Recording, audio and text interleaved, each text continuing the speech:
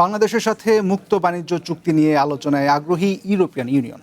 তবে এলডিসি উত্তরণের পর বাংলাদেশের বিনিয়োগ পরিকল্পনা সম্পর্কে তারা জানতে চায়।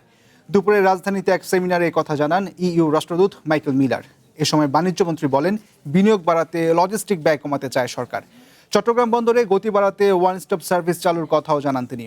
মন্ত্রী বলেন, এলডিসি পরবর্তী প্রধান চ্যালেঞ্জ হচ্ছে সহজ শর্তে ঋণ সুবিধা এবং এলডিসি হিসেবে আন্তর্জাতিক বাজারে বিশেষ বাণিজ্যিক সুবিধা হারানো।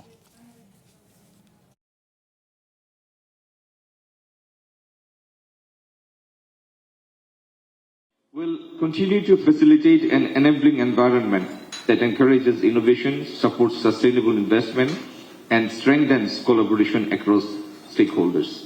At the same time, I would emphasize that the success of this transition will depend on collective commitment. We must all recognize the long-term value of circular systems, and we must all continue to support the scaling of proven solutions.